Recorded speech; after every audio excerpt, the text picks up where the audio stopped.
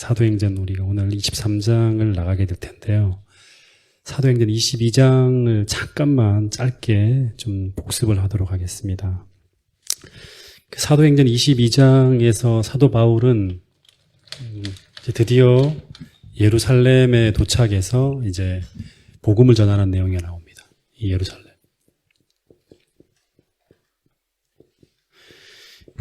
자기를 죽이려고 하고 자기를 반대하고 또 사도 바울의 기별을 받아들이지 않는 이 사람들을 향해서 이제 사도 바울이 아주 소요 중에서 막 이제 사도 바울을 죽여라 하는 그 소요 중에서 안토니오 요새의 계단 층계 밑에서, 그죠? 층계 위에서 첫 설교를 하죠. 근데 그 설교의 내용이 뭐였죠?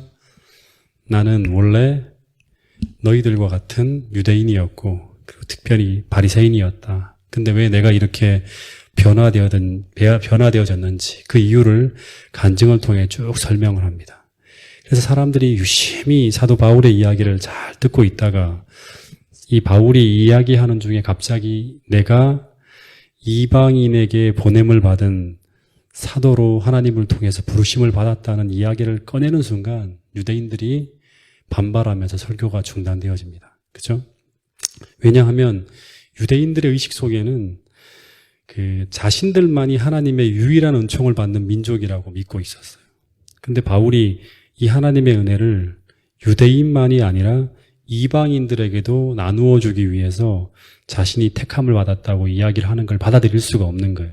그래서 이 사람들이 뭐라고 하죠? 바울에게 이러한 놈은 세상에서 없이 하자 하면서 막 옷을 벗어 던지고 티끌을 공중에 날리면서 난리가 나요. 그래서 이 천부장이라는 당시 유대를 지키는 로마의 어떤 그런 이 군인이죠. 그죠? 이 천부장이 바울을 영내로 데려가서 뭔지 모르지만 바울을 묻고 채찍질해서 신문을 하려고 막 할 때 사도 바울이 뭐라 그러죠?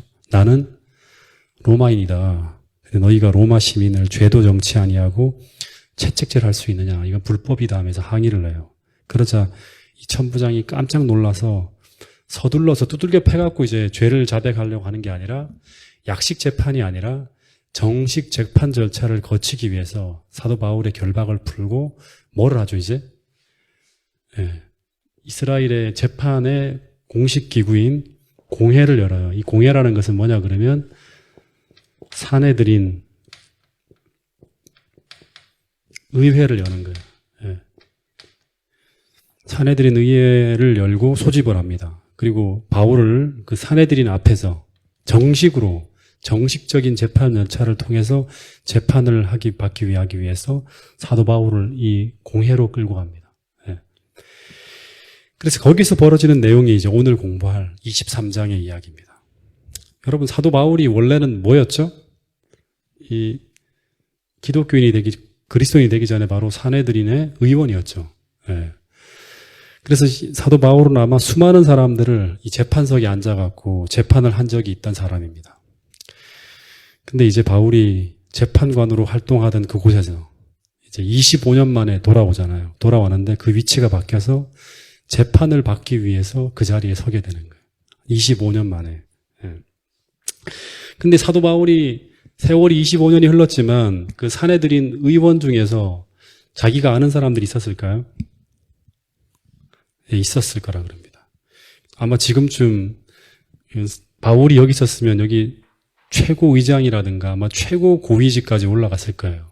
근데 자기 동료들이 지금 여기 이제 쭉 앉아 있는 거예요. 근데 이곳에서 이제 사도 바울이 이제 어떤 이야기를 하는지 그 이야기가 이제 23장 1절부터 이제 나오는데 5절까지를 먼저 읽어보고 또 다뤄보도록 하겠습니다. 23장 1절부터 5절까지입니다. 시작. 바울이 공회를 주목하여 이르되 여러분 형제들아 오늘까지 나는 범사의 양심을 따라 하나님을 섬겼노라 하거늘 대제사장 아나니아가 바울 곁에 서 있는 사람들에게 그 입을 치라 명하니 바울이 이르되 회칠한 다며 하나님이 너를 치시리로다.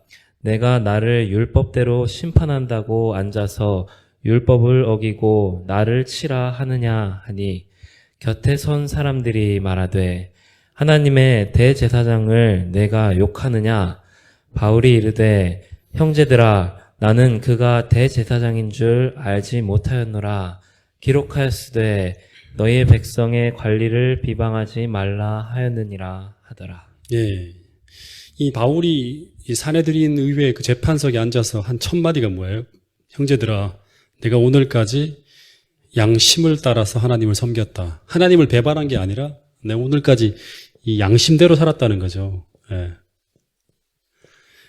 근데 이 한마디 말이 딱 떨어지자마자 이 한마디만 했는데 근데 이 말이 떨어지자마자 대제사장 아나니아가 바울 곁에 있는 사람들에게 말을 합니다. 명령합니다. 바로 그 입을 치라고. 더 이상 말을 못하게 입을 치라고 하는 거예요. 근데 왜 이 한마디가 대제사장을 그렇게 불쾌하게 만들었을까요? 생각을 해야겠죠. 성경절들은 다 의미가 있으니까. 그 이유는 이 바울의 이 말이 사내들인을 고발하는 말과 같은 말이기 때문에. 바울이 지금까지 행한 일이 뭐죠? 사내들인에 의해서 정죄를 받고 재판을 받아서 정죄를 받고 처형을 당한 그 예수를 바울이 뭐라 그러죠? 이분이 바로 하나님의 아들이고 그분이 부활했다는 것을 지금까지 증거하고 있는 거예요. 근데 그런 일을 하는 이 바울이 잘못했다고 반성을 하는 것이 아니라 지금까지 자신이 양심을 따라서 오늘까지 하나님을 섬겼다고 하니까 이 사내들인 의장이 화가 난 거예요. 예. 네가 지금 한 일이 뭔지 뻔히 알면서 그렇다 그러면 우리가 한 일이 양심대로 하지 않은 일이 되는 게 아니에요. 그죠? 그러니까 더 이상 말을 하지 못하게 이 바울의 입을 치라고 하는 거예요. 근데 이 바울이 그 입을 맞자마자 뭐라 그러냐 그러면 대제사장을 향해서 이런 말을 해요. 뭐라 그러죠? 회칠한 담이요. 그 회칠한 담이라는 건 뭐냐 그러면 위선자들이라는 말이에요. 그 예수님이 바리새인들을 향해서 회칠한 무덤이라고 했잖아요. 그죠? 겉으로는 재판복을 입고 그리고 사람들을 심판한다고 하는데 너희들은 다 위선자들이야 하면서 나를 친 것은 그걸 하나님이 기억하고 하나님이 너희를 칠 거라고 얘기하는 거예요. 니들이 나를 율법대로 심판한다고 앉아서 율법을 어기고 있다면서 강하게 반발하는 거예요. 근데 왜 사도 바울이 이런 말을 했는가 하면 사도 바울은 사내들인 의원이었죠. 그러니까 다시 말하면 바울은 율법을 아주 잘하는 사람이었어요. 법관이었어요. 근데 유대 율법에 보면 죄를 정치 않는 사람을 매질하거나 함부로 때릴 수가 없는 거예요. 예수님도 그렇게 죄를 심판도 받기 전에 막 두들겨 맞았잖아요. 그건 다 불법이거든요. 근데 자신이 지금 변론을 하는데 그 말을 듣지도 않고 말이 나오자마자 그 입을 치라고 하는 것은 율법을 범하는 거라는 거예요. 그 율법을 수호하고 율법을 따라 재판을 해야 될 사람들이 율법을 어기고 있다고 하면서 사도 바울이 하는 말이 하나님이 나를 때린 만큼 너희를 칠 거라고 쫙 하는 거예요. 근데 우리가 볼 때 이 모습은 조금 이상하지 않아요? 예수님의 모습과 좀 다르잖아요. 제가 여태까지 계속 바울의 이야기를 하면서 예수님과 비슷한 모습들을 계속 조명해 왔는데 이 모습은 좀 예수님의 모습과 좀 달라 보여요. 왜냐하면 예수님은 어떻게 했죠? 이런 공격을 받을 때도 잠잠했는데 사도 바울이 지금 반격을 하고 있는 거예요. 근데 이제 이거를 해석한 주석을 좀 보니까 이 모습은 바울이 지금 이 순간 영감을 받아서 이제 하나님이 너를 칠 거라 했잖아요. 그죠?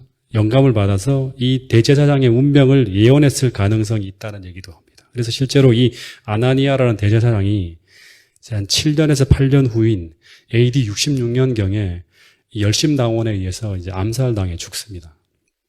그거를 이제 예언했을 거라는 얘기도 합니다.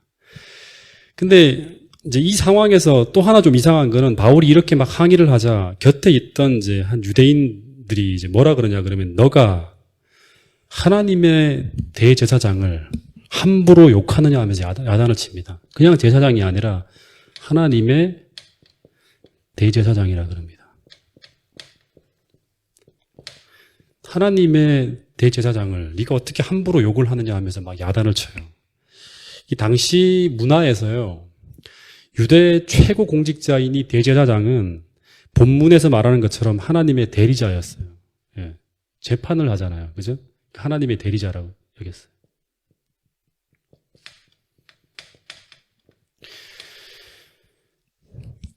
그래서 이제 막 이런 책망을 하는데 이제 바울이 이런 책망을 받자마자 뭐라 그러죠? 저게 무슨 대제사장이야. 제사장 아니야. 하나님 때로 하지도 않고 하는데. 뭐 이렇게 말하는 게 아니라 바울이 뭐라 그러죠? 그 말을 딱 듣자마자 바로 나는 그가 대제사장인 줄 알지 못하고 하면서 자신의 말을 철회합니다. 아, 잘못했다고. 몰랐다고 하면서. 근데 이런 바울의 모습을 어떻게 이해해야 될까요? 네? 처음에는 막 강력하게 항의하고 비판하다가 갑자기 이 말 한마디 듣자마자 아우, 잘못했네. 내가 몰랐다고. 이렇게 철회하는 거예요. 이것도 참 좀 이게 우리가 이해할 수 없는 부분인데 이 주석을 보면 여러 가지로 설명할 수 있다 그럽니다. 첫 번째는 뭐냐 그러면 사도 바울이 무슨 문제가 있죠, 지금? 그 사람의 신체에 대해서 계속 우리가 생각을 해야 돼요. 지금 영상을 못 보니까 글만 읽으니까 바울의 신체적으로 결함이 있는 부분이 있죠. 어디에 결함이 있습니까? 네, 눈이 결함이 있어요. 시력 장애를 겪고 있었기 때문에 바울은 아나니아가 대제사장인 줄 알아보지 못했을 거라는 것이 첫 번째 이유예요. 지난번에 제가 아테네에서 이야기를 했죠. 눈도 잘 안 보이는 상황 속에서 빨리 와달라고. 디모데야, 그 다음에 실라야 빨리 와라고. 내가 앞을 잘 못 보는 상황이라고. 혼자 있는 처지에 대해서 막 이렇게 요청하는 얘기예요. 그러니까 앞이 안 보이는 거예요, 잘. 그게 첫 번째 이유고, 두 번째는 대제사장이 그런 명령을 내릴 수 있는지 말이 안 되는 얘기를 하고 있으니까 이 대제사장의 지위와 고난에 대해서 바울이 간접적으로 도전을 했었을 것이라는 게 두 번째 이유고요. 세 번째는 이 사람이 대제사장인 줄 알았지만 말하기 전에는 깊이 생각하지 못했다는 게, 다시 말하면 충동적으로 나왔다는 거, 이제 뭐 이런 얘기들이 있어요. 근데 재림교회 성경 주석은 첫 번째, 눈이 잘 안 보이고 있었기 때문에 대제사장을 알아보지 못했을 것이라는 것이 이제 재림교회 성경 주석에 나와 있는 이야기입니다. 그래서 바울이 공손히 나는 그가 대제사장인 줄 알아보지 못했다고 하면서 뭐라 그러죠? 성경에 이런 말이 분명히 있다고 합니다. 그러면 사도 바울이 하는 말이 뭐냐 그러면 너의 백성의 관리를 어떻게 하지 말라? 비방하지 말라. 이런 성경처를 인용하면서 나는 하나님의 말씀을 하나도 빠짐없이 지키는 사람인데 내가 잘못했다고 이렇게 잘못을 시인하는 거예요. 알아보지 못해서 그랬다고. 여러분, 여기서 우리가 깊은 교훈을 하나 배워야 돼요. 네. 바울은 이런 불의한 재판관 앞에서, 불의한 재판관이잖아요, 그죠? 이런 불의한 재판을 받는 상황에서도 사도 바울은 그리스도인으로서 최대한 진실하게 말씀을 따라서 행하려고 노력하고 있다는 거예요. 네. 여러분은 이런 상황에서 여러분이 바울이라면 여러분들은 이런 상황을 당할 때 어떻게 처신할까요? 네? 불의한 재판관, 불의한 지도자, 잘못된 사람들을 앞에서 우리가 살아가게 될 때 우리는 어떻게 해야 되는가? 이 굉장히 중요한 교훈이 담겨 있거든요. 위정자들이 권리를 이제 자기가 가지고 있는 권한을 남용하고 법대로 행하지 않는 이런 불의한 위정자들을 볼 때 우리는 어떻게 해야 될까? 이 불의한 자들의 권위를 우리가 인정해야 될까요? 네? 이 사도 바울의 이런 행위를 주석한 재림교회 성경 주석을 보면 바울은 오늘 이 행동을 통해서 우리에게 주는 메시지예요. 이런 불의한 사람들 앞에서도 그들의 권위를 인정하고 거기에 굴복해야 된다고 이야기하고 있는 거예요. 하나님이 심판하는 거예요. 그 사람들은. 잘못된 건. 우리가 해야 될 거는 뭐냐? 그럼 하나님의 말씀에 순종하고 위에 있는 권세에 복종해야 된다는 거예요. 단 하나죠. 그것이 하나님의 율법을 범하게 하는 것이 아니라면. 이게 바로 다니엘의 새 친구들이 하는 모습이죠. 살아가는 모습들이었죠. 그 사람들이 기도를 못하게 한다든가 예배를 못하게 한다든가 안식일을 못 지키게 한다든가 또는 그 우상숭배를 강요할 때는 거기엔 저항하지만 그렇지 않은 모든 부분에는 오라 그러면 가는 거예요. 두라평지까지 오라 그러더라도 안 가. 그거 우상숭배하는 것이 갈 수 없어 이렇게 하는 게 아니라 거기까지는 가는 거예요. 하지만 하나님의 법에 대해서 법을 범하는 것에 대해서는 저항을 하는 거죠. 할 수 없다고 하는 거죠. 이게 그리스도인의 정신이에요. 그래서 실제로 이 말씀들과 이런 어떤 이야기들을 보면서 예수님에 대한 모습도 생각해 봤어요. 예수님이 돌아가신 것도 어떻게 돌아가신 거죠? 불공정한 재판과 불의하고 거짓된 판결에 따라서. 그죠? 진실하지 못한 이 총독과 제사장들의 판결을 따라받고 억울하게 돌아가셨죠. 근데 주님이 그 당시에 이 베드로가 칼을 뽑아서 저항하려고 했죠. 그죠? 근데 예수님이 뭐라고 하는가 하면 그렇게 하지 말라고 합니다. 막습니다. 그래서 이 바울은 이 예수님의 가르침을 따라서 오늘 우리에게도 이런 불의한 세상을 살아가고 있는 우리들에게도 이런 말씀을 하고 있는 거예요. 로마서 13장 1절을 한번 읽어보겠습니다.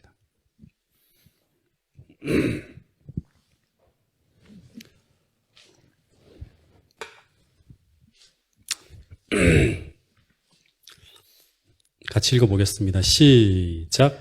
각 사람은 위에 있는 권세들에게 복종하라. 권세는 하나님으로부터 나지 않음이 없나니 모든 권세는 다 하나님께서 정하신 바라. 예, 각 사람은 위에 있는 권세들에게 복종하라. 권세는 하나님으로부터 나지 않음이 없나니 모든 권세는 다 하나님께서 정하신 거라. 이 불의한 권세에 대해서 저항하게 될 때 어떤 일이 벌어지냐 그러면 안오미, 무정부 상태가 되는 거죠. 그죠? 그래서 불의한 것보다 더 무서운 게 뭐냐 그러면 안오미라 그래요. 이 무정부 상태라 그럽니다.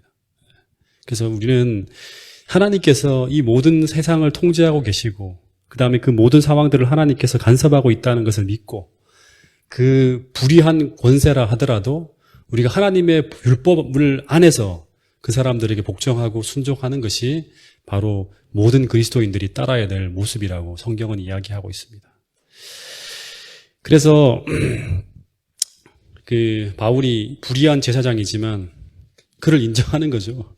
참 이 사람은 하나님께서 제사장이기 때문에 내가 이렇게 말을 한다는 것은 내가 잘못된 것이다 하면서 그 말씀에 따라서 복종하고 있는 거예요. 근데 이 사내들인 앞에서 사도 바울이 공정한 재판이 이루어질 수 있을까요? 거의 불가능하죠. 그렇죠? 그래서 사도 바울이 이 재판이 불의하다는 것을 드러내려고 이제 시도를 합니다. 6절에 보면 그래서 바울이 이런 말을 해요. 바울이 자신이 사내들인 의원이었기 때문에 이제 이 사람들이 인적 구성을 잘 알겠죠. 절반은 사두개인 그리고 한 절반은 또 바리새인이라는 걸 알고 있었어요. 그래서 심지어 어떤 사람들이 어떤 계파에 속해 있는지도 다 알았을 거예요. 그리고 극심하게 두 사람들은 대립하고 있다는 것도 알고 있어요. 그래서 사도 바울이 뭐라고 얘기하는가 하면 나는 바리새인이라고 선언을 합니다. 그러면서 뭐라고 하는가 하면 내가 여기에서 재판을 받는 이유는 죽은 자의 소망, 곧 부활로 말미암아 자신이 신문을 받고 있다고 이제 탁 선언을 합니다. 그 예수님의 부활에 대해서 자기 가르치다가 이렇게 됐다는 거죠. 그러자 바로 이 말이 떨어지자마자 부활을 믿지 않는 사두개인과 부활을 믿는 바리새인들 사이에 이 바울의 한마디로 인해서 대립하고 논쟁이 되면서 이 재판이 스톱되어집니다. 그 6절부터 11절까지의 내용입니다. 여기까지만 아마 오늘 공부할 거예요. 자, 읽어보겠습니다. 사도행전 23장 6절부터 11절 시작. 바울이 그중 일부는 사두개인이요 다른 일부는 바리새인인 줄 알고 공회에서 외쳐 이르되 여러분 형제들아 나는 바리새인이요 또 바리새인의 아들이라 죽은 자의 소망 곧 부활로 말미암아 내가 신문을 받노라. 그 말을 한즉 바리새인과 사두개인 사이에 다툼이 생겨 무리가 나누어지니 이는 사두개인은 부활도 없고 천사도 없고 영도 없다 하고 바리새인은 다 있다 함이라. 크게 떠들세 바리새인 편에서 몇 서기관이 일어나 다투어 이르되 우리가 이 사람을 보니 악한 것이 없도다. 혹 영이나 혹 천사가 그에게 말하였으면 어찌하겠느냐 하여 큰 분쟁이 생기니 천부장은 바울이 그들에게 찢겨질까 하여 군인을 명하여 내려가 무리 가운데서 빼앗아 가지고 영내로 들어가라 하니라. 그날 밤에 주께서 바울 곁에 서서 이르시되 담대하라. 내가 예루살렘에서 나의 일을 증언한 것 같이 로마에서도 증언하여야 하리라 하시니라. 예. 여기까지 오늘 공부할 텐데요. 이 바울의 한마디에 바리새파와 사두개파로 나누어져서 아주 극심한 분쟁이 일어났는데 그 분쟁이 일어난 이유는 이 바리새인들은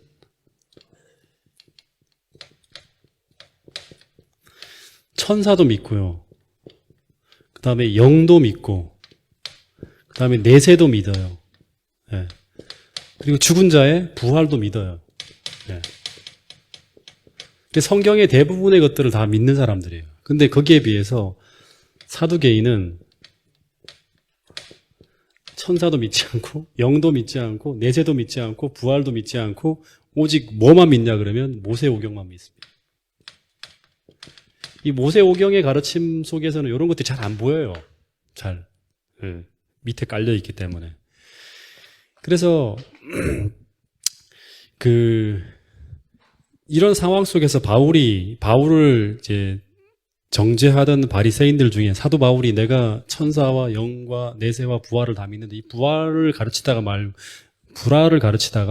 내가 이렇게 이제 문제가 생겼다는 이야기를 하니까 갑자기 바울을 정죄하던 바리새인 중에서 서기관 몇 사람이 뭐라 그러냐면 이 사람이 악한 것이 없다고 하는 거예요. 네.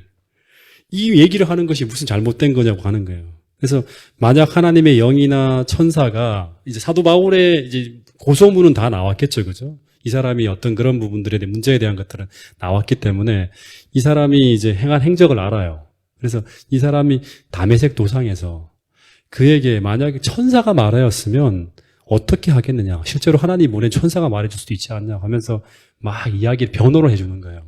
그러자 갑자기 사두개파가 반발을 하는 거예요. 말도 안 되는 소리 하지 말라고. 그러면서 서로 이성을 잃고 막 격렬하게 논쟁을 하다가 갑자기 어떤 일까지 벌어지냐 그러면 본문을 보면 사울의 신변을 이제 확보하려는 사두개인과 바울을 보호하려는 바리새인 사이에서 몸싸움이 일어나게 됩니다. 그래갖고 재판석에 임석에 있던 이 천부장이 이제 이 큰일 났다 해서 사도 바울을 보호하기 위해서 군사를 명해서 그 무리 가운데서 바울을 빼내갖고 어디로 가냐면 다시금 그 성전 바로 옆에 있는 안토니오 요새로 다시금 호송해서 돌아가게 되는 거예요. 그 예루살렘의 주둔에 있는 그 주둔지로 다시금 돌아갑니다. 거기에 이제 옥이 있어요, 감옥이. 거기다가 사도 바울을 가둡니다. 근데 이제 여기서 사도 바울의 마음이 어떤 마음이었을까요? 다시 이제 막 그 감옥으로 끌려갈 때. 그 이야기가 이제 여러분 사도행적 보고 계시죠? 읽고 계시죠, 지금? 열심히 읽고 계시죠? 네. 이 사도행적에 보면 이런 글이 있어요. 이제 사도 바울이 이제 그날 하루 종일 막 있었던 이런 복잡한 일을 쫙 이제 회고하면서 괴로운 경험을 회고하면서 바울이 이런 생각을 했대요. 내가 이렇게 이제 한 행동들이 지금까지 살아온 행동들이 하나님을 기쁘게 하는 방법이 아니었는지를 고민하기 시작했다 그럽니다. 내가 혹시나 잘못된 게 아닐까? 문제가 막 꼬여가니까 계속. 전도도 못하고 있죠. 복음을 전하려고 왔는데 다 실패했잖아요, 지금. 실패하고 분쟁이 일어나고 그 안토니오 요새 층계에서도 막 난리가 났었죠. 그죠? 그리고 또 이 사내들인 공회에서도 한마디 말도 제대로 못하고 그냥 바로 분쟁이 일어나면서 지금 옥에 갇히는 그런 이제 상황이 벌어지는 거예요. 극심하게 반발하는 그런 현상만 나타나는 거예요. 그러면서 내가 한 이 방법들이 하나님 방법이 아니었는지를 고민하기 시작했다 그럽니다. 왜냐 그러면 예루살렘에 이제 돌아가려고 할 때 계속 이제 사람들이 반대했죠. 그 예루살렘에서 일어날 일에 대해서 반복적으로 계속 사람들이 경고하면서 가지 말려고 하는 그 경고에도 불구하고 그가 예루살렘을 방문한 것이 정말 잘못된 일인가? 그럴 수 있겠죠. 예. 이런 고민을 하는 거예요. 그리고 성전에서 결례 의식에 이제 이방인 그리스도인과 함께 참여해서 이제 참여하도록 제안했을 때 거기에 동의한 일, 이거 내가 반대하게 양심에 꺼렸는데 동의한 일, 이게 내가 잘못한 게 아닌가. 예. 그리고 사내들인 앞에서 사도 바울이 막 이제 네가 제사장이면서 나한테 이렇게 율법을 범하면서 나를 치라 그러냐, 하나님이 널 칠 거라고 하는 이런 말들, 그러면서 분쟁이 일어났던 이런 모든 것들을 고민하면서 내가 잘못한 게 아닌가, 이런 고민을 했다 그럽니다.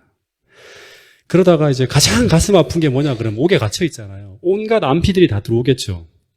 이제 예수님을 향한 나의 사명이 이제 끝난 것이 아닌가, 이런 고민도 했대요.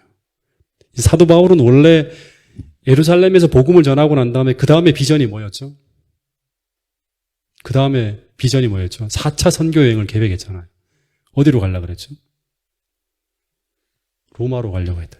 네. 로마로 가서 로마서에서 보면 로마로뿐 아니라 땅끝까지 서바나, 다시 말하면 스페인까지 가려고 하는 게 사도 바울의 비전이었어요. 근데 이 꿈이 여기서 끝나는 것인가 하고 고민했대요. 그러면서 이제 사도 바울이 막 고민하는데 자기는 지금 옥에 갇혀 있고, 그리고 분명히 이제 상황들을 보니까 사내들인 의원들은 이제 어떤 방법을 써서라도 그를 죽이려고 한다는 것을 알고 있었어요. 그리고 사도 바울이 뭘 생각했을까요? 옥에 갇혀 있을 때. 내가 아무리 진실하고 정직하다고 하더라도 옛날에 예수님이 어떻게 돌아가셨죠? 로마 총독 빌라도가 사내들인의 요구가 이게 정당하지 못하다는 걸 알고 있었지만 그 요구에 못 이겨서 죄 없으신 예수님이 돌아간 것을 기억하고 있었어요. 그러니까 나도 결국에는 여기서 죽을 거다, 이런 어떤 생각을 하는 거예요. 그래서 사도 바울이 이렇게 여기서 죽게 되면 사도 바울의 마음속에 가장 큰 고민이 뭐였을까요? 가장 큰 고민이 뭐냐 그러면, 내 사업이 여기서 끝이 나면 두고 온 교회들, 그 하나하나 교회들이 아직 건강하게 서 있지 못하잖아요. 그죠? 그 두고 온 교회들이 이제 약탈하는 이리들이 들어와서, 유대인들이 막 들어와서 이설을 전하고 그 다음에 그 교회를 다 흩어버리면서 교회를 파괴할 것이 불을 보듯 뻔한 거예요. 가는 곳마다 그런 일이 벌어졌으니까. 그래서 이 교회가 무너질 것을 두려워했다 그럽니다. 그래서 사도 바울이 이 옥에서, 이 감옥에서 뭐를 했냐 그러면 울면서 기도했다 그럽니다. 통곡을 하면서 기도했대요. 하나님, 내 사명이 여기서 끝이 나는 거냐고. 하나님, 여기서 내가 이제 죽어야 되냐고 하면서 막 울면서 막 낙담 중에, 고통 중에 울면서 기도하였다는 얘기가 사도행전에 보면 자세하게 나옵니다. 그런데 이 어둠의 시간에 이제 본문에 보면 주께서 기도하는 당신의 종에 대하여 무관심하지 아니하셨다는 것을 보여주기 위해서 옥중에 찾아옵니다. 그러니까 이 옥중에 찾아오는 이제 이 이야기가요, 예수님이 항상 꿈에서 이렇게 이제 음성으로 천사를 통해서 전달했잖아요. 항상 메시지를요. 그죠? 근데 이 옥중에 직접 찾아오는 것은 사도 바울의 인생에 다메섹 도상에서 직접 본 거와 한 번 하고, 그 다음에 여기 옥에서 예수님을 만나는 딱 2번입니다. 가장 힘들 때, 가장 어두운 상황에서 하나님이 사도 바울을 직접 만나기 위해 찾아오는 거예요. 천사를 보내지 않고 직접 오시는 거예요. 그래서 그래서 예수님이 이제 찾아오셔서 뭐를 얘기하는가 하면, 이제 바울아, 너가 성전 마당에서 잔인한 군중들로부터 막 둘러싸일 때 내가 너를 보호하였다고 하셨고, 그리고 사내들인 공회 앞에서도 내가 너와 함께 있었다 그러고, 그리고 영문에서도 내가 너와 함께 하셨다고 얘기를 합니다. 이제 이거는 사도행전에 나와요. 그리고 지금 이 순간에 이 깊은 어둠 속에 갇혀있는 이 어두운 감옥에서도 너를 인도하기 위해서 친히 너와 함께하기 위해서 이곳에 찾아왔다고 예수님이 말씀하시는 거예요. 그러면서 예수님이 바울에게 무슨 말을 하는가 하면 11절 아주 중요한 얘기를 하죠. 뭐라고 하셨죠? 주께서 바울 곁에 서서 이르시되 담대하라. 내가 예루살렘에서 나의 일을 증거하건 같이 어디에서도? 로마에서도 증거하여야 하리라. 너는 반드시 로마로 가게 된다고 얘기를 하는 거예요. 근데 이 예수님의 직접적인 임재와 이 말씀이 사도 바울에게 아주 큰 위로가 되었다고 합니다. 사도 바울에게. 왜냐하면 사도 바울은 여기서 이제 내 인생이 끝난다고 생각을 했어요. 왜냐하면 예수님보다 더 나은 사람이 아니잖아요. 그래서 예수님도 돌아가셨는데 내가 여기서 벗어나지 못할 거라는 생각을 하고 여기서 이제 모든 것이 끝난다고 생각을 했다 그럽니다. 근데 이 중요한 시점에서 예수님이 나타나서 뭐라고 하는가 하면 너는 절대로 죽지 않는다고. 왜냐하면 그 이유가 바로 뭐예요? 너가 로마에서도 기별을 증거하여야 하기 때문이라는 계시를 직접 나타나서 전해주시는 거예요. 다메섹 도상에서 너는 이방에서 복음을 전하는 사람이 되어야 한다는 사명을 주신 것처럼 예수님이 한 번 여기서 끝나는 게 아니다. 너는 로마로 다시 나가야 한다고 한 번 더 사명을 구체적으로 말씀해주고 있는 거예요.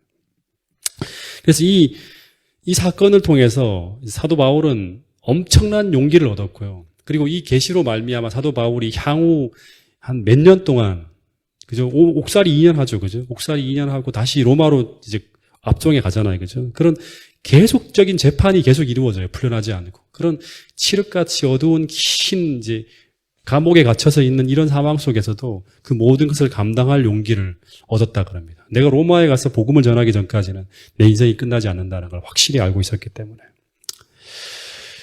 여러분, 제가 이제 말씀을 좀 정리하면서 이제 이런 생각을 좀 하게 되었습니다. 여러분, 우리가 가장 큰 어려움에 처할 때 하나님은 가장 밝은 빛을 가지고 오신다는 거예요. 예. 그 사도 요한이 밤모섬에 갇혀서 가장 큰 고통 중에 있을 때 예수님이 어떻게 하시죠? 밤모로 찾아가서 자신을 계시하여 주셨고, 그리고 이 사도 요한은 그 하나님의 직접적인 임재를 통해서 큰 용기를 얻게 돼요. 그리고 스데반이 순교할 때도 예수님이 직접 나타나시죠. 그죠? 하늘 문을 쫙 열어갖고 내가 우편에 앉아서 너가 죽어가는 이 모습을 내가 보고 있다고 보여주시는 거예요.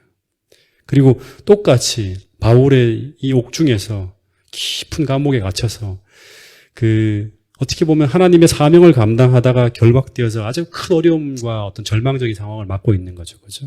근데 그때 예수님은 천사를 보내지 않고 직접 옥중으로 찾아가서 사도 바울을 만나주시는 거예요. 여러분, 오늘 우리도 주의 말씀을 따라 살려고 하는 중에 이런 여러 가지 어려움과 고통을 경험할 때가 분명히 있을 거예요. 그때 이 바울처럼 간절한 마음으로 주님의 임재를 갈망하면서 바울처럼 울며 여러분들의 마음을 토로하며 진실한 기도를 우리가 드릴 때 예수님은 동일하게 바울을 찾아갔던 것처럼 오늘 우리의 어떤 형편 속에 들어오셔서 우리에게 가장 밝은 빛으로 조명하여 주시면서 용기를 주시고 사명을 주실 거라고 오늘 성경은 이야기하고 있습니다. 여러분, 바울이 그 옥중에서 경험하였던 그 하나님의 임재를 우리도 날마다 우리의 삶의 어려움 속에서 경험하면서 하나님이 주시는 용기와 은혜를 가지고 우리가 넉넉하게 세상을 이기며 나갈 수 있는 그런 힘을 얻을 수 있게 되기를 간절히 바라겠습니다.